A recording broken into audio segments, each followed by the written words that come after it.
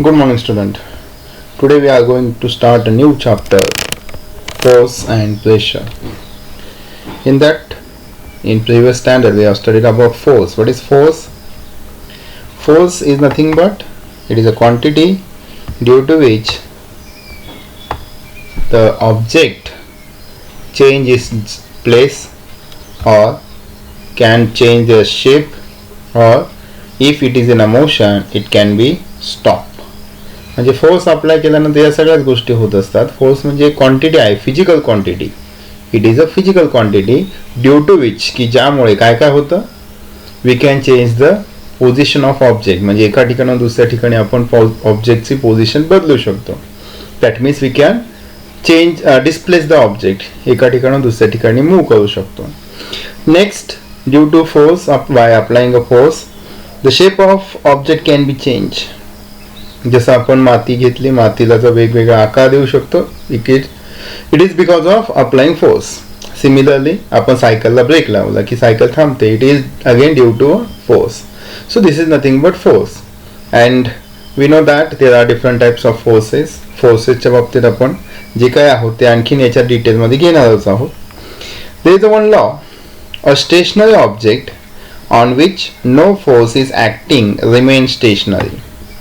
Stationery म्हणजे काय, तर एका ठिकाणी स्थिर असलेला, न हलणारा, त्याला म्हणतो आपण स्टेशनरी.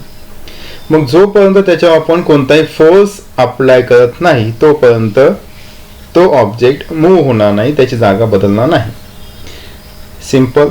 आपण जर आपल्या समोरचं पुस्तक आहे, नोट्स आहे, ते वही तशीच पडून राहिली, जोपर्यंत आपण तिला हात लावत नाही, उचलत नाही, तोपर्यंत ती हलणार नाही. That means a stationary object on which no force is acting remains stationary.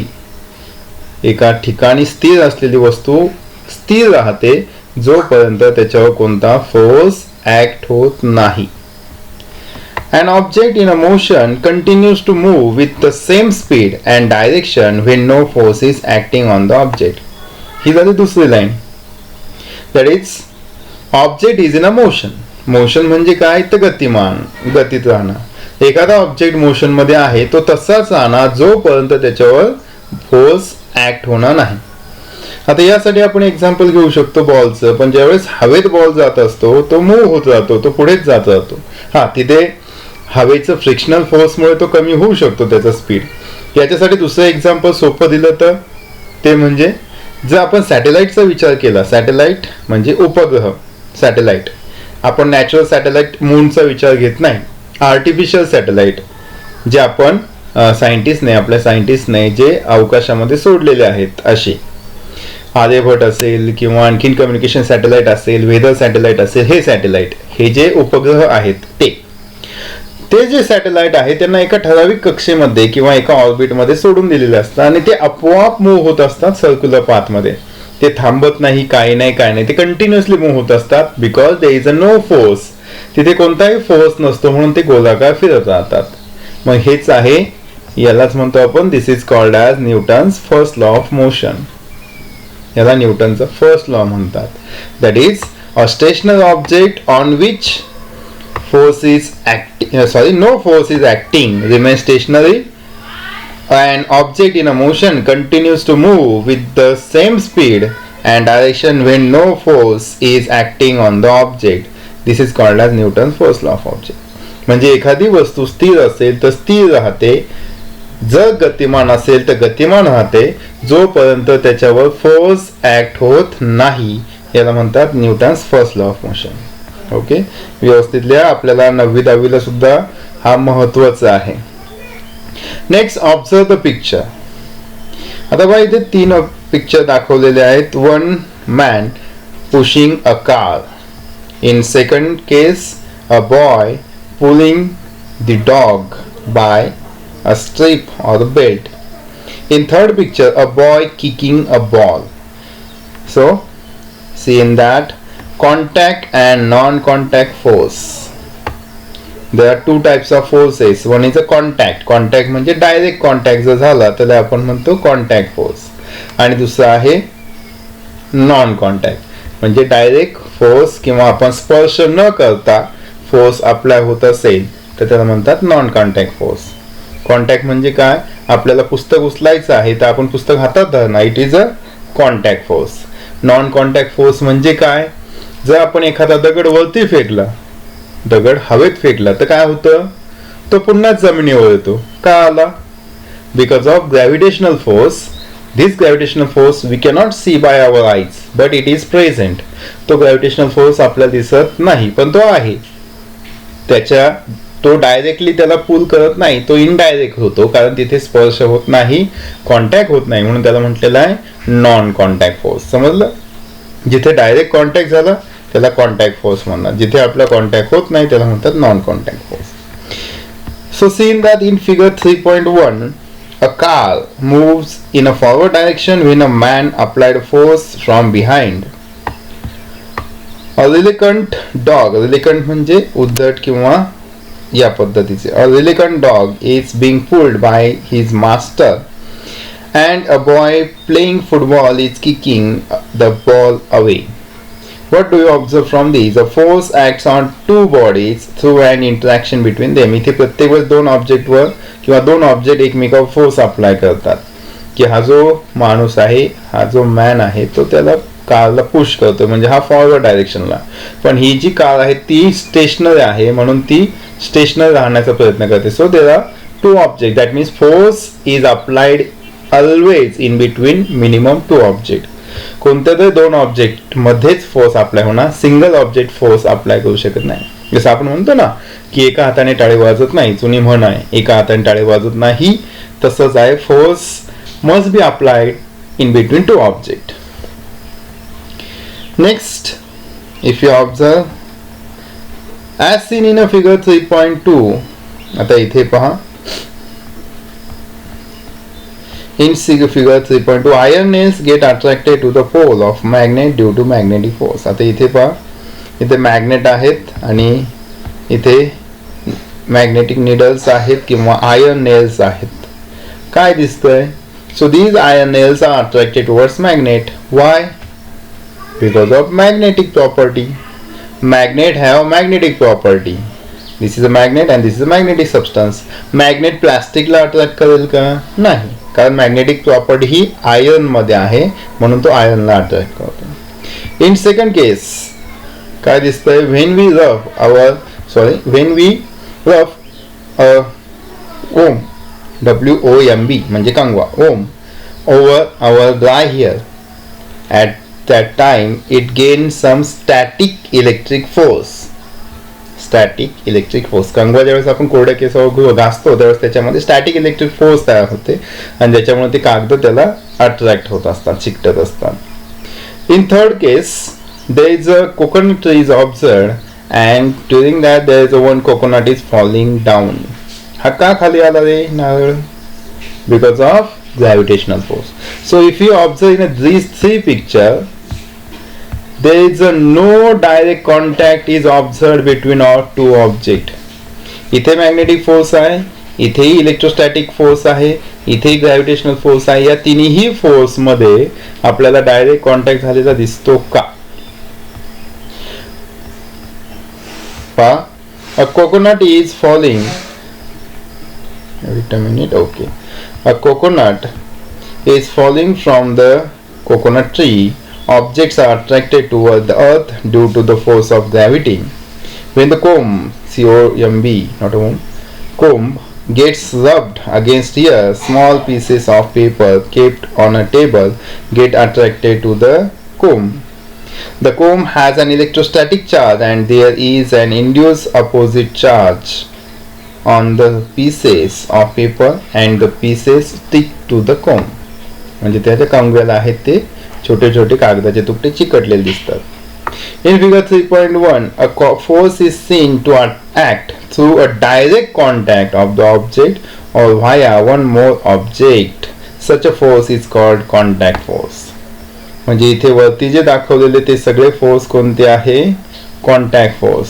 म्हणजे इथे pushing the car, pulling and kicking, या तिन्ही ठिकाणी जे फोर्स अप्लाय झाला तो कोणता आहे, contact force, because this is in a direct contact with that two object. Next one. In figure 3.2, a force is applied between two objects even if the two objects are not in a contact. Such a force is called non-contact force. मग 3.2 मध्ये magnetic force आहे, electrostatic force आहे, gravitational force आहे. इथे कोणत्याही प्रकारचे आपल्याला attractive force दिसत नाही. इट इज अन डायरेक्ट नाही, डायरेक्ट कॉन्टॅक्ट झालेला नाही. दोन ऑब्जेक्ट एकमेकाला चिकटले का? यस. पण त्याच्या जवळ नेऊन चिकटवले का? नाही. जरी आपण पाहिलं मॅग्नेट जर खेळाच्या लांब जरी धरला तरी तो त्याला अट्रॅक्ट करत असतो. That means it is a non contact force. Muscular force is an example of contact force. Is applied to object with the help of our muscle. Muscular force मग आता वरती तिन्ही एक्झाम्पल मध्ये मस्क्युलर फोर्स आहे. तो कोणता आहे? Contact force. It is applied in several cases such as lifting म्हणजेच लिफ्ट करणे म्हणजे उचलणे, पुशिंग म्हणजे ढकलणे, अँड पुलिंग म्हणजे ओढणे. ऑन दी कॉन्ट्री म्हणजे विरोधाभास. कंट्री म्हणजे विरोधाभास. On the contrary forces like magnetic force, gravitational force, electrostatic force act without contact. Therefore these are the examples of non-contact force. समजले?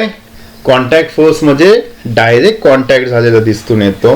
That is when two objects are directly in a contact and force is applied, then such a force is called contact force. In a non-contact force, if there is a no direct contact is observed, then such a force is called non-contact. Contact चे example आहे muscular force आणि non-contact चे example आहे magnetic force, electrostatic force and gravitational force. When a ball is kept on a table and pushed a little, it moves ahead and gets slow and stop. सांगा बघ का असं होतं? ज्यावेळेस आपण बॉल सोडतो किंवा मारतो त्यावेळेस तो हळूहळू पुढे जातो आणि काही वेळानंतर आपोआप थांबतो. Why? Because of frictional force. Ball घासत चाललाय सरफेसला, त्याच्यामुळे तिथे फ्रिक्शनल फोर्स असतो. Similar car running on a plane road travel some distance and stop after the engine is switch off. This is because of the force of friction between the ground surface and the object in a motion. In the absence of frictional force, the object would have remained in a motion. जर frictional force नसता, उदाहरणार्थ जर बॉलच्या खाली तेल वगैरे किंवा oily पदार्थ असतो की तिथे फ्रिक्शन नाही, अशा वेळेस तो इझिली स्लिप होत जाणार. अशा वेळेस तो कायम मोशन मध्ये राहू शकतो. Frictional force is a very useful in a daily life. Frictional force म्हणजे घर्षण बल. आपण चालताना आपला पाय आणि जे सरफेस आहे ते घासतात एकमेकाला की ज्याच्यामुळे we can walk easily without slipping. While walking we push the ground behind with our feet. In the absence of friction we will slip and will not be able to walk. आपण तेलकट रस्त्यावर चालू शकतो का? Oily सरफेसवर किंवा पाणी सांडलेलं आहे फरशीवर आणि त्याच्यावर चालायला गेलं तर काय होणार? स्लिप होणार, पडणार, सटकणार पाय. म्हणून तर फ्रिक्शन फोर्स सर्वात महत्वाचा आहे आपल्याला वॉकिंगसाठी. All the objects in a motion have a frictional force acting on them which is acting in the direction opposite to the. जो फोर्स आहे तो अपोजिट डायरेक्शनला असतो, to the direction of motion. म्हणजेच फ्रिक्शनल फोर्स हा आपण चालताना मागे लोटतो. That means frictional force is always acts opposite direction. Frictional force हा अपोजिट डायरेक्शनला ऍक्ट होत असतो आणि म्हणून तर मारलेला बॉल किंवा चालणारी गाडी आपोआप पुढे जाऊन थांबते. It just because of opposite force. Frictional force हा कायम अपोजिट डायरेक्शनला अप्लाय होत असतो. You must have seen that one tends to slip over a banana peel on the street. आपण पाहिलेलं आहे की केळीची जी साल आहे त्याच्यावरून बरेचसे जण रस्त्याने चालताना स्लिप होतात. Similarly one can slip due to a mud. तसंच मड म्हणजेच चिखल. बऱ्याचशा वेळेस चिखलातून जाताना पाय स्लिप होत असतो. In both these examples occur due to a reduce friction. म्हणजे दोन्ही ठिकाणी हे का झालं? कारण तिथे फ्रिक्शन कमी असतं म्हणून. It is due to reduce friction. So make a list of some more example in which contact and non-contact force are applied. Write the type of forces. मग कोणकोणत्या फोर्स मध्ये डायरेक्ट कॉन्टॅक्ट येतो आणि indirect contact येतो त्याचा chart बनवायचा. जसं आपण पाहिलं की कॉन्टॅक्ट फोर्सचं एक्झाम्पल पाहिलं, मस्क्युलर फोर्स, फ्रिक्शनल फोर्स हे कॉन्टॅक्ट फोर्स आहेत. आणि नॉन कॉन्टॅक्ट फोर्सचा जर विचार घेतला तर नॉन कॉन्टॅक्ट फोर्स मध्ये आहे gravitational force, magnetic force and electrostatic force. There is one example. Take a two plastic bottles with a rectangular shape. Close their opening by fitting the lids tightly.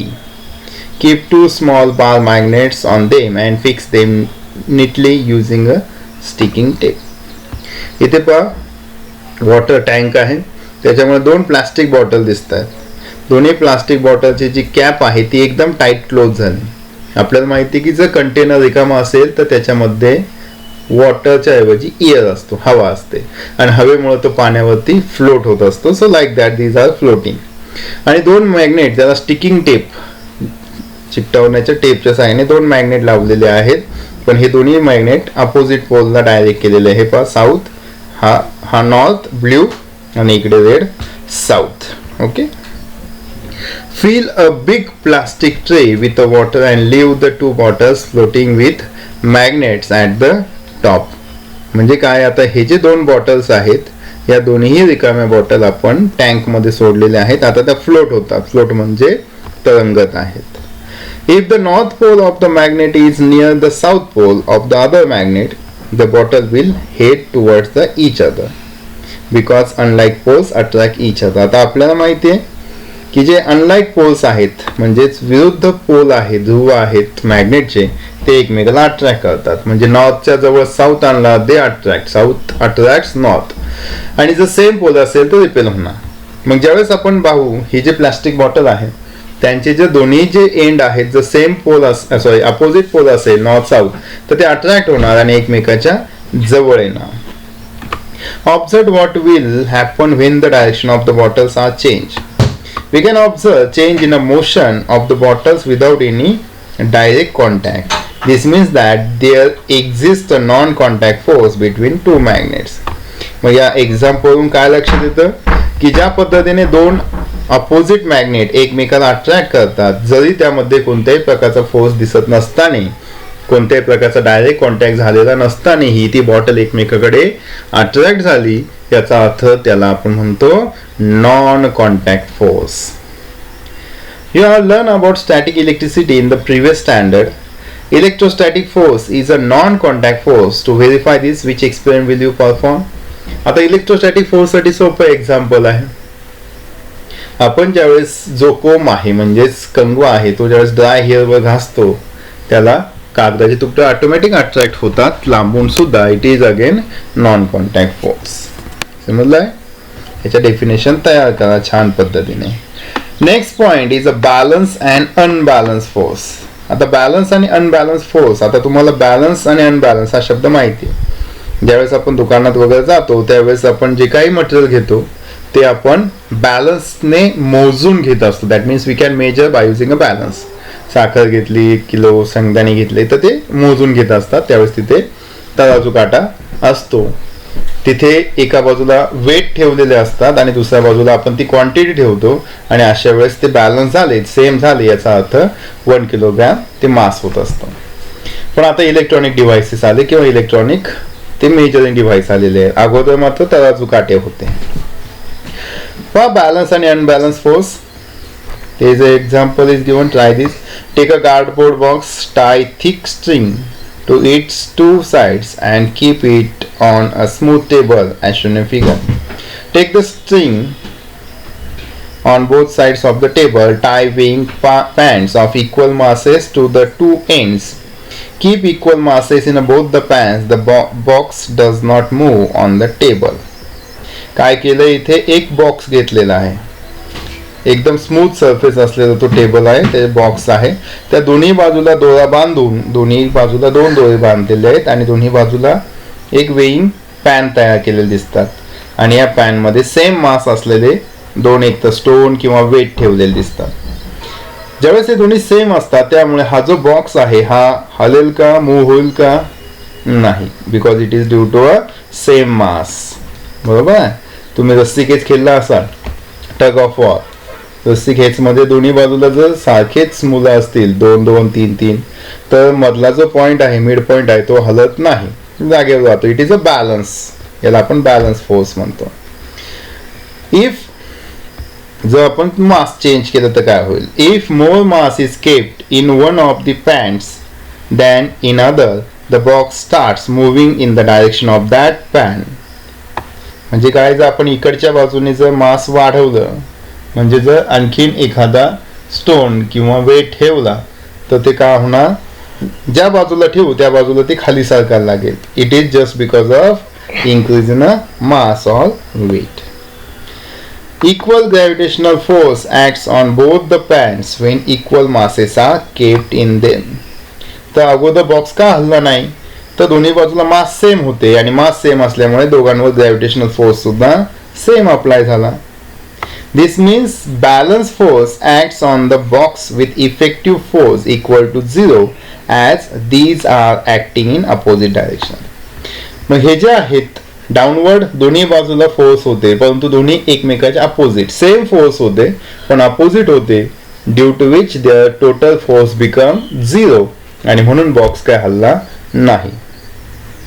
On the contrary, if more mass is kept in one pan than in the other, the box starts moving in the direction of the pan with more mass. पण याच्याऐवजी जर आपण जास्त मास असलेल्या बाजूने जर विचारात घेतलं, तर आपोआप ते जे बॉक्स आहे तो ज्या ठिकाणी जास्त मास आहे त्या ठिकाणी तो मूव्ह व्हायला सुरू होईल, हलायला सुरुवात होईल किंवा त्याच जागेने त्या बाजूने तो खाली येईल. हे का झालं? It is because of unequal force. So when unequal forces are applied to box on the two sides, an unbalanced force acts on the box, resulting in an imparting motion of a object. पुन्हा जर आपण रस्सी खेचचा विचार घेतला, रस्सी खेच म्हणजे tug of war. तर tug of war म्हणजे जर एका बाजूला 2 मुलं असतील आणि दुसरीकडे 3 असेल, तर आपल्याला माहिती कोण जिंकणार? जिकडे 3 मुलं असेल. बिकॉज फोर्स इन्क्रीजेस आणि ज्या दिशेला फोर्स वाढला तो बॅलन्स राहील का? नाही, it is a unbalance force. Okay, next पहा. तेच मी आता जे एक्झाम्पल सांगितलं, children playing tug of war pull the rope in their respective directions. मुलं जे काही रस्सी खेच खेळतात त्यावेळेस ते स्वतःच्या बाजूला ते ओढण्याचा पूल करतात किंवा ओढण्याचा प्रयत्न करतात. If the pull of the force is equal on two sides, the rope does not move. If force is more on the side, the rope moves in that direction. ज्या बाजूला जर फोर्स जास्त असेल त्या बाजूला तो रोप मूव्ह होणार आणि जिथं सेम असेल तर ते मूव्ह होणार नाही. So it is a balance. This means that initially the two forces are balance. The rope moves in the direction of higher force when the force become unbalanced. Let's see in one more example. When big grain storage container is required to slide on the ground, it becomes easier if 2 persons push it rather than 1 person. जर एखादा storage container म्हणजे भरलेला जर container असेल आणि त्याला जर लोटायचं असेल, स्लाइड करायचं असेल ग्राउंडवरती, तर त्या ठिकाणी जर 2 व्यक्ती असेल आणि 1 व्यक्ती लोटत असेल तर कोणाकडून सहजसहजी पुश होईल? 2, कारण तिथे फोर्स इन्क्रीज झालेला आहे. So when the force is applied by both in the same direction, the movement is easy. You may have experienced this. What do you understand from this example? तर ज्या बाजूने आपण force जास्त apply करणार त्या बाजूने ते डायरेक्शनने जास्त फास्टली किंवा इझिली ते मूव्ह होऊ शकतो. पुढे पहा.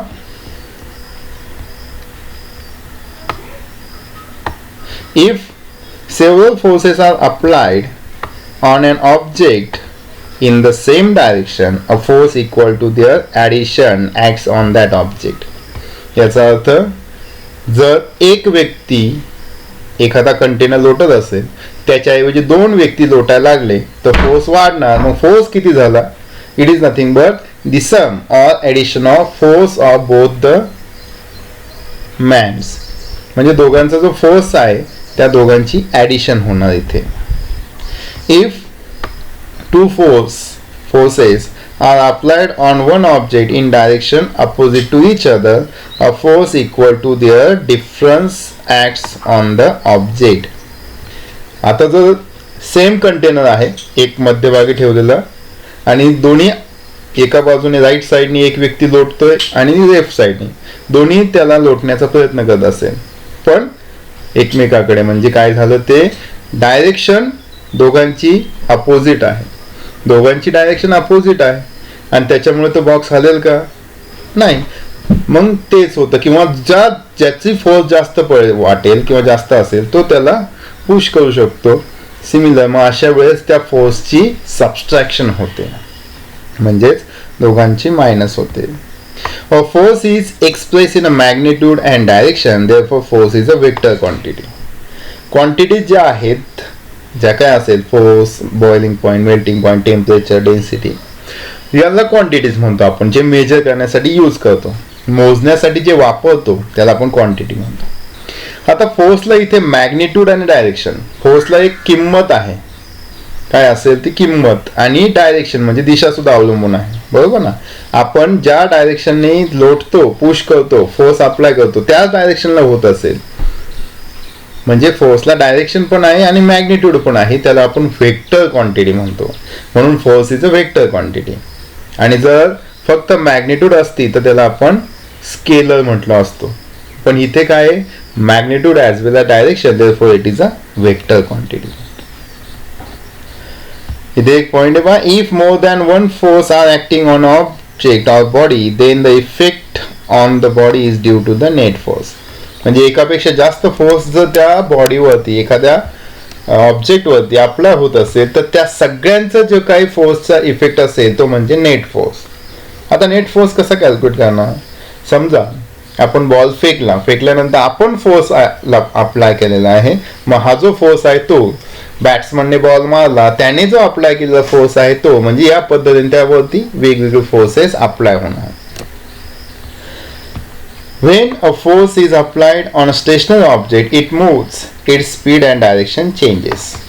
Stationary म्हणजे आता सांगितलं एका ठिकाणी स्थिर असलेला ऑब्जेक्ट, रेस्ट पोझिशनला असलेला. जर स्थिर असलेल्या ऑब्जेक्टवर आपण फोर्स अप्लाय केला तर तो मूव्ह होणार, जागा बदलणार, त्याची दिशा बदलणार. Similarly, a force is required to stop an object in a motion. त्याचबरोबर ऑब्जेक्टला थांबवण्यासाठी सुद्धा फोर्सची गरज आहे. An object can change its shape due to force. अजून सुद्धा ऑब्जेक्टचा शेप जर बदलायचा असेल, म्हणजे आपल्याला जर एखाद्या मातीच्या गोळ्याला जर आकार द्यायचा असेल तर तिथे सुद्धा फोर्स अप्लाय करावा लागतो. While kneading a duck made from flour, the duck changes its shape when the force applied. आई ज्यावेळेस पीठ मळत असते त्यावेळेस त्या पिठामध्ये किंवा त्या पिठाला वेगवेगळा आकार दिला जातो मळताना किंवा तयार होत असतो. So it is a due to force. A potter applies a force in a specific direction while shaping the pot. Potter म्हणजे जो कुंभार आहे, मडके बनवणारा आहे, तो मडके बनवणारा जो आहे तो त्या मातीला एका विशिष्ट डायरेक्शनने फोर्स अप्लाय करत असतो की ज्यामुळे त्याला आकार येत असतो. Rubber band stretched expands. ज्यावेळेस आपण एखादा रबर बँड घेतला, तो ओढला तर तो स्ट्रेच होतो, ताणतो. There are many such examples. म्हणजे हे सगळे झालेले आहे फोर्सचे एक्झाम्पल. आपण एवढे वाचले तेवढे की स्टेशनरी ऑब्जेक्ट मोशनमध्ये जातो, मोशनचा ऑब्जेक्ट स्टेशनरी होतो, शेप चेंज होतो, त्यानंतर ते एखादा जो स्ट्रेच होतो रबर सारखा. हे सगळे एक्झाम्पल आहे फोर्सचे. ओके, सो इथपर्यंत व्यवस्थित छान पद्धतीने नोट्स तयार करा. काही अडचण असेल तर मला विचारा.